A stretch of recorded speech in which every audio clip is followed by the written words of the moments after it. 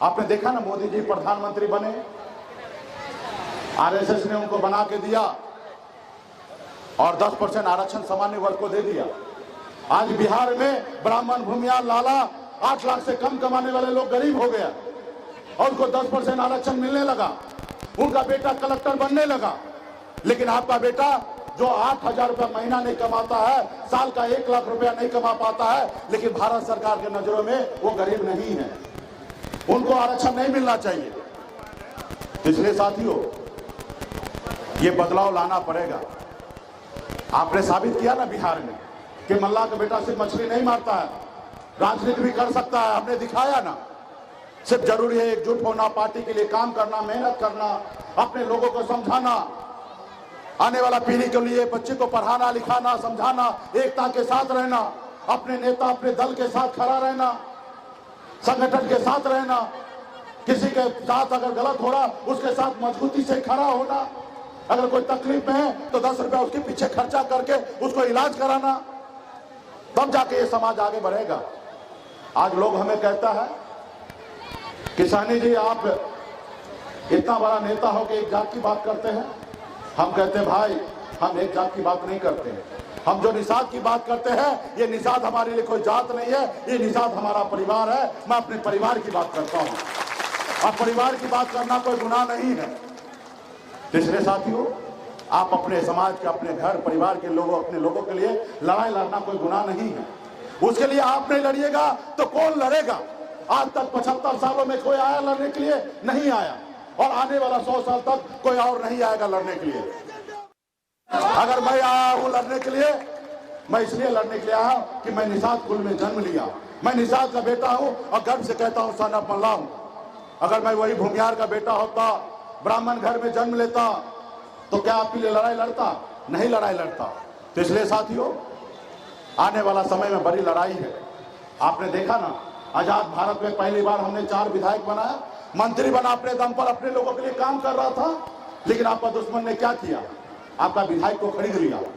जो सरकार आपने बनाया उस सरकार से आपको बाहर कर दिया।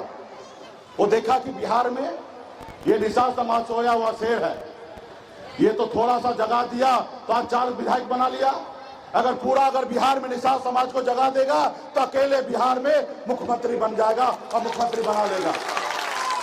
अगर इस समाज को गुलाम बनाना है तो इस समाज का आवाज को दबाओ।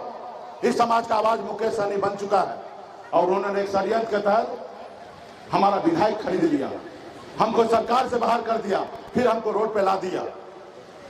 उनको मुझसे तकलीफ नहीं है, उनको आपसे तकलीफ है, क्योंकि आज तक आप गुलाम बने हैं, कल आप मालिक बन जाइएगा, उनको ये डर है।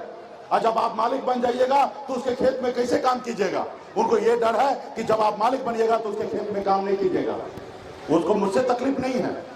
वो तो कहते हैं कि साहनी जी हमारे साथ आ जाइए, जो गलती हुआ उसको माफ कीजिए, हमारे साथ आइए, अगला मुख्यमंत्री आप ही बनिएगा 2025 में। वो आ गए, हमारे सामने झुक रहा है। लेकिन हमने कहा भाई, हम मल्लाह का बेटा हैं, हम जाल में मछली फंसाते हैं, जाल में फंसते नहीं हैं। हम अपना झोपड़ी में रहेंगे, लेकिन झोपड़ी का बादशाह बने रहेंगे। तुम्हारे महलों में आके हमें गुलामी नहीं करना, तुम्हारे महलों में आके गुलामी नहीं करना।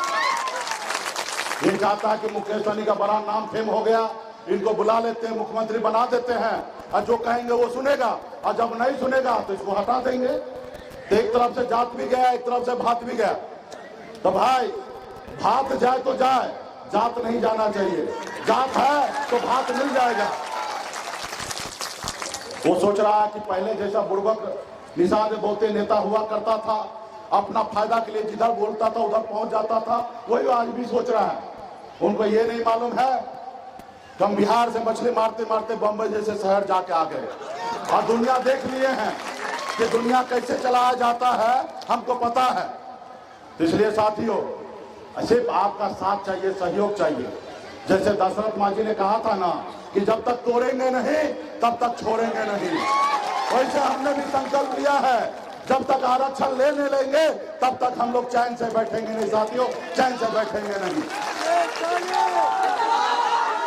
इसलिए साथियों, आने वाला समय में चुनाव है।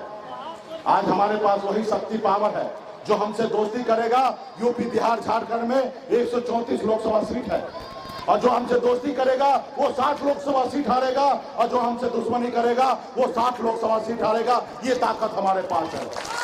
सिर्फ जरूरी है एकता के साथ रहना, अपने वोट को ताकत को समझना, और इसके लिए संकल्प करना पड़ेगा, लड़ाई लड़ना पड़ेगा, और बदलाव आएगा।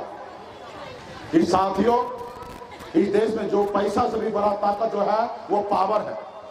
आज आपके पास पावर नहीं होगा ना, थाना पुलिस में मारेगा भी ना कोई जाएगा, तो आप जाइएगा थाना पुलिस जाइएगा ना, थाना में पैसा ले लेगा लेकिन आपका काम नहीं करेगा। वही अगर आपका पावर होगा तो आपको उंगली उठाने के लिए लोगों को सोचना पड़ेगा, आपको उंगली उठाने के लिए सोचना पड़ेगा।